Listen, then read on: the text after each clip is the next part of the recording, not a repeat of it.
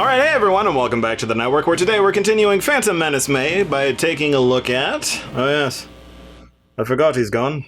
Never gone in the Force, Obi-Wan. You will be playing Star Wars Starfighter for the PlayStation 2. Master, come back to give me a game? Guidance. You didn't give me guidance before. I literally saw you get stabbed. I was traumatized. Well, that's not... Anyway, Master, you can feel free to leave the game here, and I'll take a look at it. We'll, pass it through the Force. Off to the ranch I go, then. Ranch? That's where we go when we die. Yes, we go to the ranch. We're archived. Forever. Oh, Master, this is heavy. Force be with you, Obi-Wan. Likewise, Master. Now,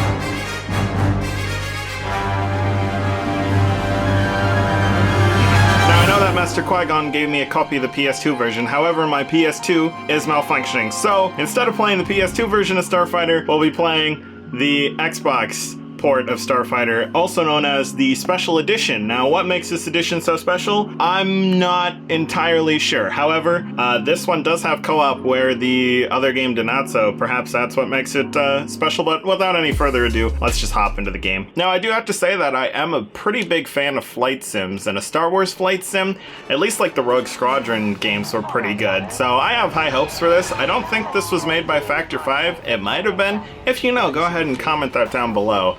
But, yeah, flight sim games are kind of like my comfort food. They're something that you can sit down and play and kind of, you know, play casually, and you don't have to try too hard. Ooh, although I do not like this being in cockpit view. How do I switch this to not be cockpit? Is that why it's a special edition? Because you're stuck in cockpit view? Oh, there we go. Select is the button that you push. Personally, I like third person mode a lot more for my flight sims. I don't know, I just feel like it's easier to fly. Same thing with driving. Like in GTA 5, I rarely ever used the first person driving thing because for some reason my driving skills and my piloting skills are just better when you can see the ship, you know, and its surroundings instead of just seeing out the cockpit, which I guess would mean I wouldn't be very good at flying an actual, you know, Starfighter or something, seeing as I don't think you get this view in real life. So, of course, we're going through one of the mandatory training missions, and I believe it is a bonus a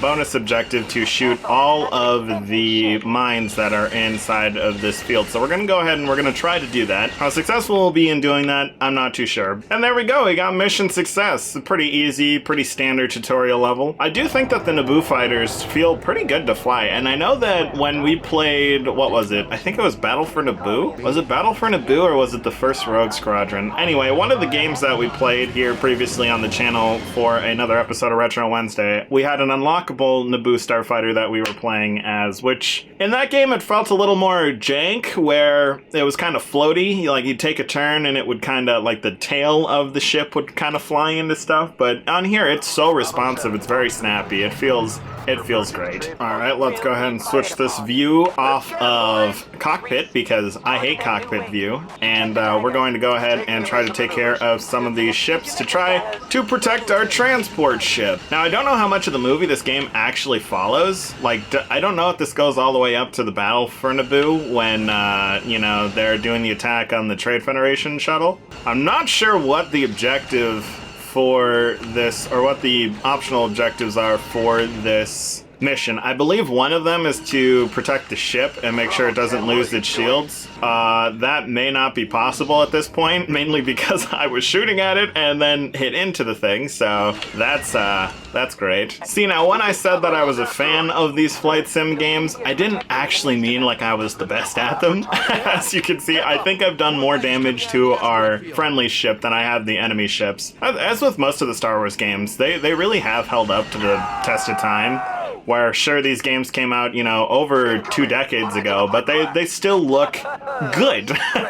That's the thing that you just can't get past. Like the Rogue Squadron games for the Xbox or for the GameCube, like Rogue Squadron 2, looks literally like the movies still, and that's just phenomenal. That on a system from 2001, you can get graphics that really hold the test of time.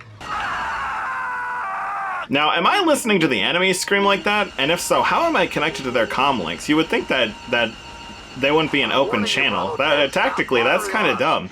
Why would you want your enemies to be able to hear your battle tactics. But, you know, to each their own. They are droids, and as we've seen, the droids are not the smartest, you know, entities in the Star Wars universe. Oh.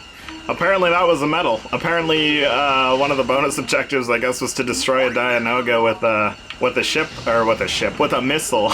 Obviously, it would be with a ship. We're in a ship. I got another medal. Does that mean that it didn't lose its shields? Because if it did, that would be something, seeing as, you know, I think I shot most of it, and I don't know why my guy was just shooting into space, but, you know, to each their own. Maybe he has a happy trigger finger, or he took a nap. Do we have R2 in our ship?